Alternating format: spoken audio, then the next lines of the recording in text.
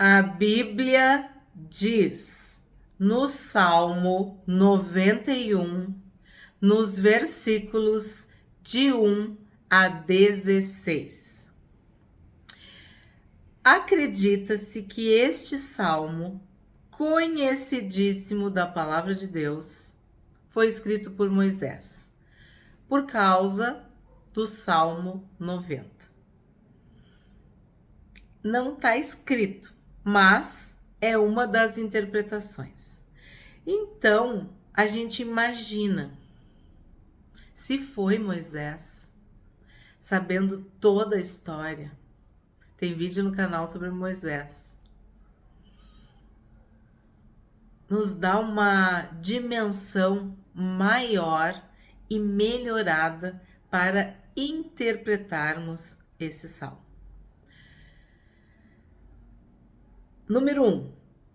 Aquele que habita no esconderijo do Altíssimo e descansa à sombra do Onipotente. Habita. Vamos meditar sobre o verbo habita. Aquele que habita. O que é habita?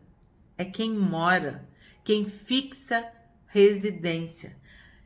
Não é visita, não é visitante. Tu mora com Deus. Tu fixou a tua residência, o teu endereço em Deus, em Cristo, no Senhor. Então, tudo que nós vamos ler e estudar daqui para frente, neste salmo, se aplica a quem mora em Deus, a quem habita, fixa residência. Não é um hóspede temporário, não é uma visita, é um morador. Então, com isso em mente, vem o resto. Aquele que habita. Então, aquele também, a ideia de que é pessoal, é individual, é específico. É algo que tu vai construir em Deus, em Cristo. Aquele que habita. Aonde que ele habita? No esconderijo do Altíssimo. Esconderijo é um lugar seguro. A nossa vida está escondida em Deus. A nossa vida está escondida em Cristo. Estudamos isso em Efésios. Esse em é dentro de, é com. É algo que nos une de uma forma inseparável. Então, tu habita no esconderijo. Tu tá guardado, protegido. E descansa à sombra do Onipotente. O que é descansa? Descansa é de alguém que trabalhou, ok? Mas descansa também é o significado de quem confia, quem acredita, quem tem fé. Descansa à sombra do Onipotente. Tu tem tempo de respirar. Tu descansa, tu relaxa, tu baixa as armas e usufrui, tu desfruta da presença de Deus. À sombra do Onipotente. Temos que pensar Moisés conduzindo aquele povo murmurador no deserto. Vimos os episódios da água, as águas de Meribá. Descansa à sombra do Onipotente. Sabe? Refrigério. Tu te refaz. Tu te fortalece. Tu vive. Eu imagino assim, tu tá cansado, esgotado, tu trabalhou, tu lutou, tu perseverou e agora tu descansa à sombra do Onipotente. Quando tem um dia muito quente, que tu tá caminhando, caminhando, caminhando, aquele sol, e aí tu passa por uma árvore frondosa e vem aquela sombra, eu às vezes até me arrepio, tamanha vamos dizer assim, inversão térmica, de tu tá naquele sol escaldante e aí tu vai para aquela sombra revigorante. Então, essa é a ideia neste primeiro versículo. Tu descansa, tu renova as tuas forças na presença do Altíssimo, do Onipotente, do teu Deus. 2. Diz ao Senhor. Quem diz ao Senhor? Aquele que habita no esconderijo do Altíssimo e que descansa à sombra do Onipotente. Tu és o meu refúgio e a minha fortaleza, o meu Deus em quem confio. Fortaleza é um lugar totalmente seguro, onde nada vai te acontecer. Tu tá guardado, protegido. É um lugar inexpugnável, quer dizer, não pode ser invadido. Tu não vai correr nenhum risco. E olha que interessante, ele diz ao Senhor, ele se declara, ele confessa: tu és o meu refúgio. Como Davi, não tem nenhuma herança aqui. Tu é a minha porção, tu é a minha herança. 3. Pois ele livrará você do laço do passarinheiro e da peste perniciosa. Então vamos ver aqui. Laço do passarinheiro, laço, prisão, armadilha, perigo, algo feito às ocultas, algo que foi tramado. Se tu armar na frente, o passarinho não vai. Então, esse laço, isso é algo que foi feito sem tu ver. Então, a Bíblia está dizendo que tu vai ser livrado, liberto, protegido, guardado do laço do passarinheiro, daquele que trama por trás, né? E da peste perniciosa. Peste perniciosa é uma praga, é uma coisa horrorosa, é uma enfermidade, uma doença. Me lembra muito as pragas do Egito, algo que tu não consegue controlar, algo externo que vem para te atacar. 4. Ele o cobrirá com as suas penas e sob as suas asas você estará seguro. A sua verdade é proteção e escudo. Então, se a gente pensa que lá no 1 tu estava no esconderijo, que era um lugar seguro, numa fortaleza, a gente pode colocar entre aspas uma caverna no contexto. Pensa no deserto, pensa nos inimigos, pensa nos animais, nos perigos. E aí eles se protegiam muitas vezes na caverna, assim como Davi, né? Que nós vimos que ia para a caverna de Adulão e que lá muitos foram junto para se proteger. Então a gente pensa assim, ó, ele já saiu da caverna, já saiu daquele esconderijo e agora tem, entre aspas, um calor humano, já tem algo mais. Por que eu tô falando isso? Porque se tu tava lá na caverna, no esconderijo, na fortaleza, num local, num lugar, agora já tem um relacionamento. Já tem vida, um calor, dizendo, ele o cobrirá com suas penas e sob as suas asas você estará seguro.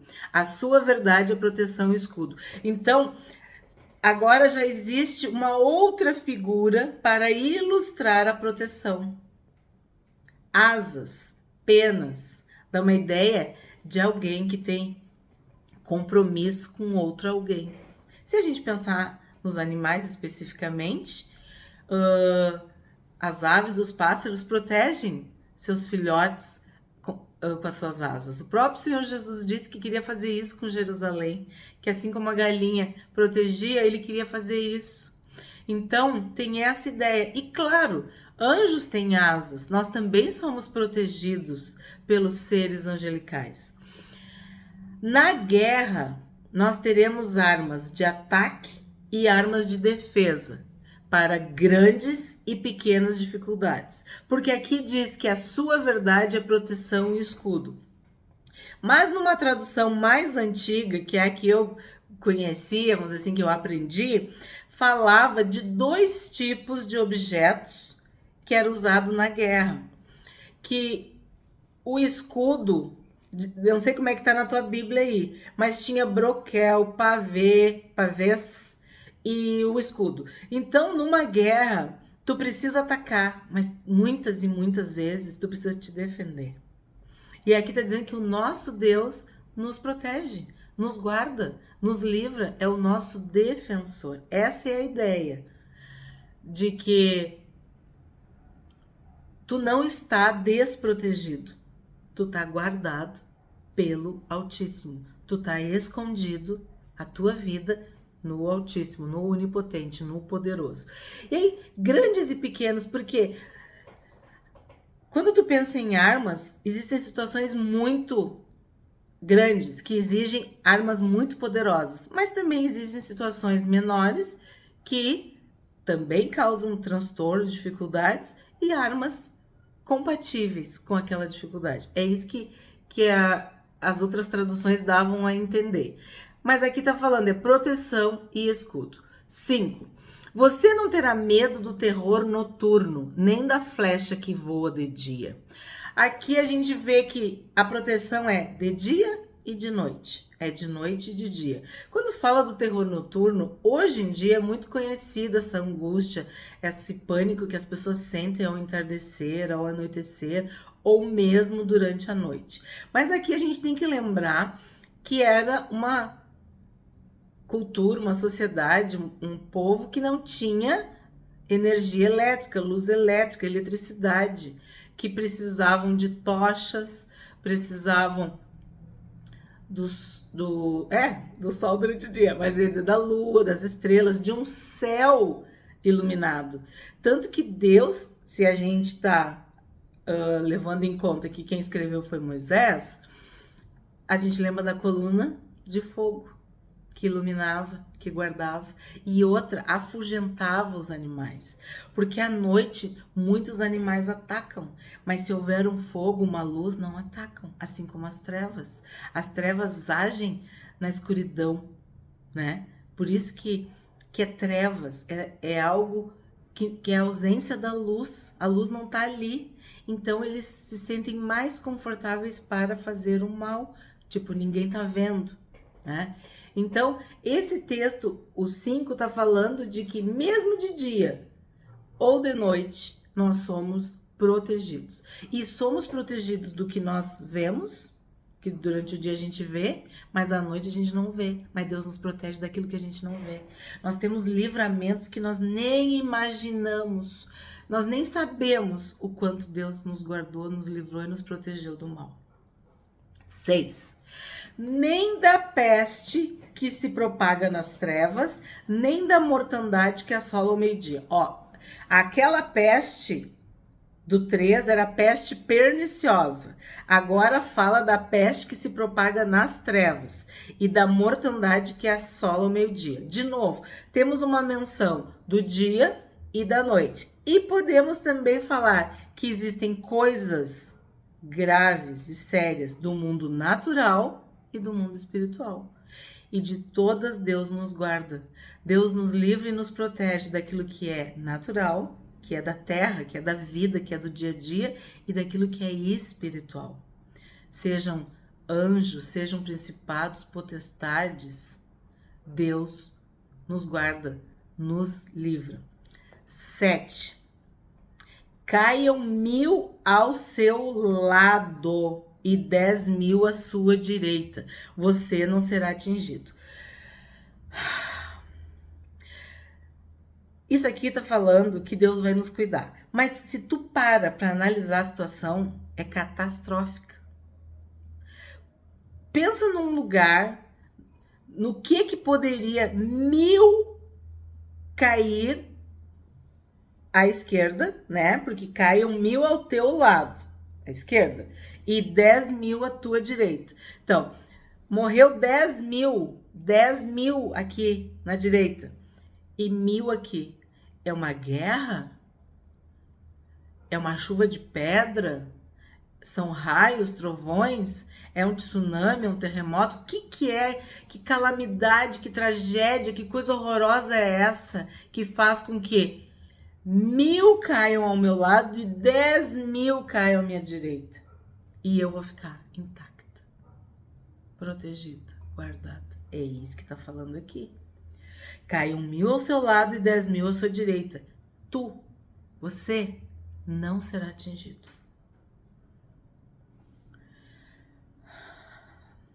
Se tu pensar 10.000 é longe, 1000 é perto. Então, existem situações de longe, de distância, de coisas perigosas para longe e coisas perigosas para perto.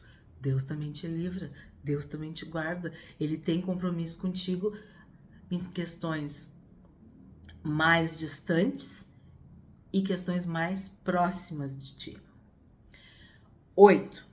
Somente com seus olhos você contemplará e verá o castigo dos ímpios. Tenho falado para vocês. Senta, pega a pipoca e assiste. Observa o teu Deus te defender. Observa, aguarda, espera pelo teu Deus fazer o que tem que ser feito. Ele é o poderoso guerreiro. Ele é o vingador. Ele é o guarda de Israel.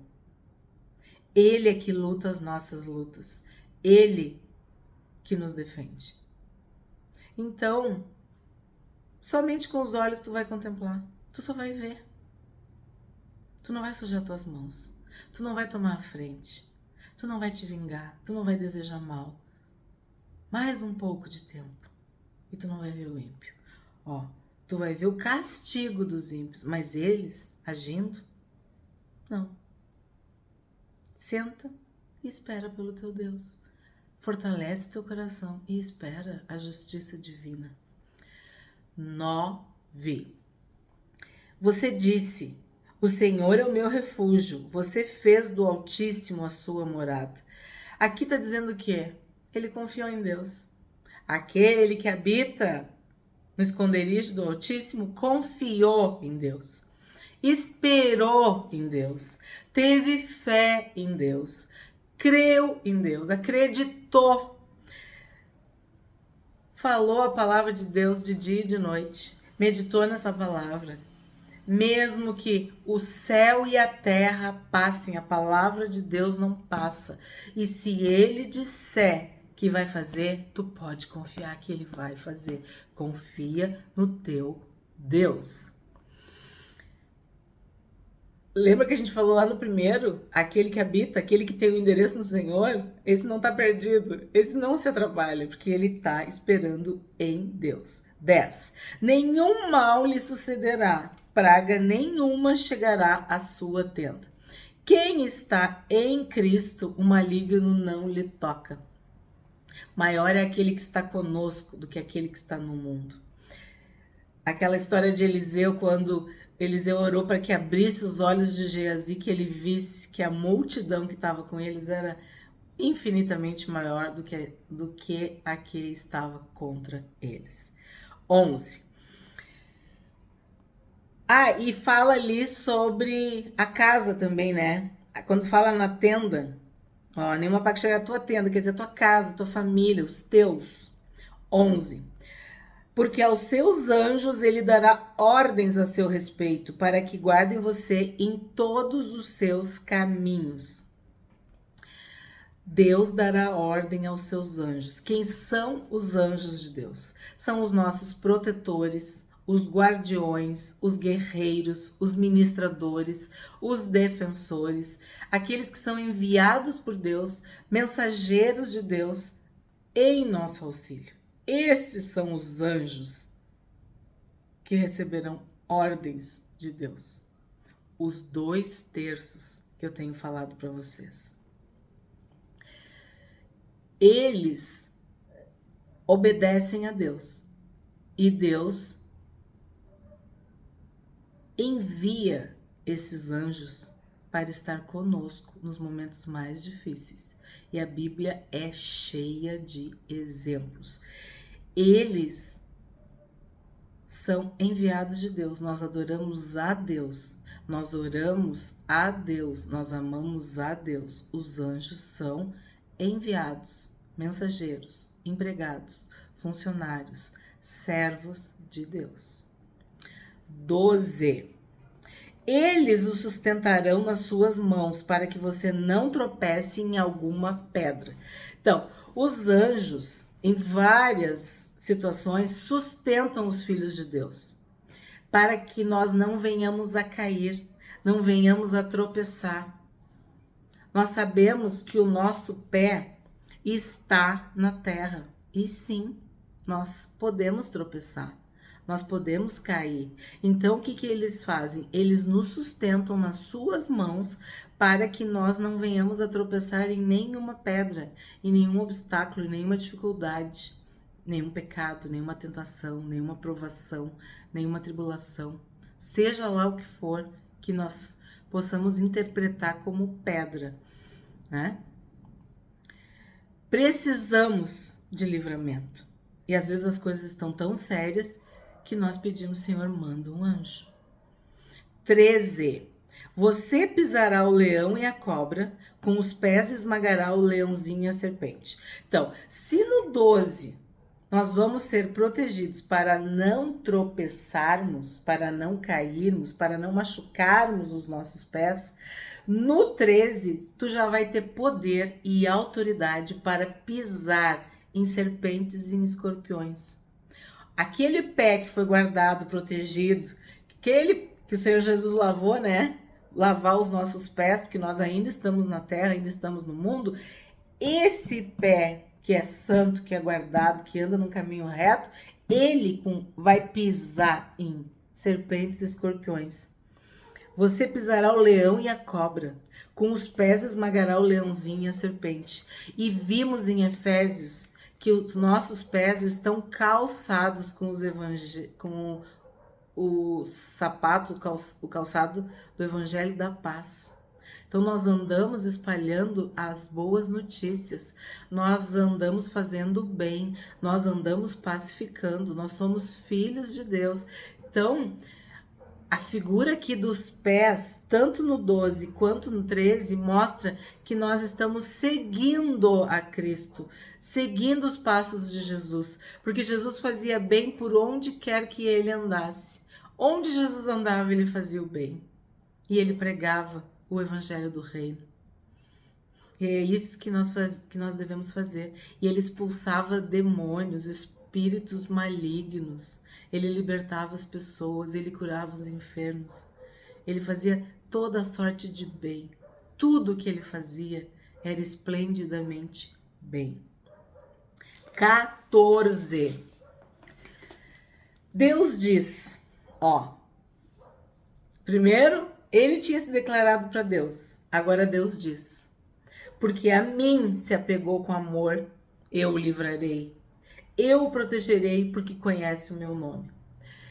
Se ele tinha se declarado para Deus que Deus era o seu refúgio, era a sua fortaleza, agora Deus diz que se apegou, porque a mim se apegou com amor, eu o livrarei. Eu o protegerei porque conhece o meu nome. Se apegou com amor. Se apegar com amor quer dizer intimidade, relacionamento, amizade. Estão juntos. Ama a Deus acima de todas as coisas. Se apegou com amor. Busca Deus em primeiro lugar. 15. Ele me invocará e eu lhe responderei. Na sua angústia eu estarei com ele. Eu o livrarei e o glorificarei. Então, tu te apegou a Deus com amor. Tu tem intimidade com Deus, tu conhece o nome de Deus, tu invoca, tu chama, tu clama, tu fala, tu ora, tu lê a Bíblia, tu busca a face de Deus, a vontade de Deus, o que vai acontecer? Na tua angústia, Ele vai estar contigo.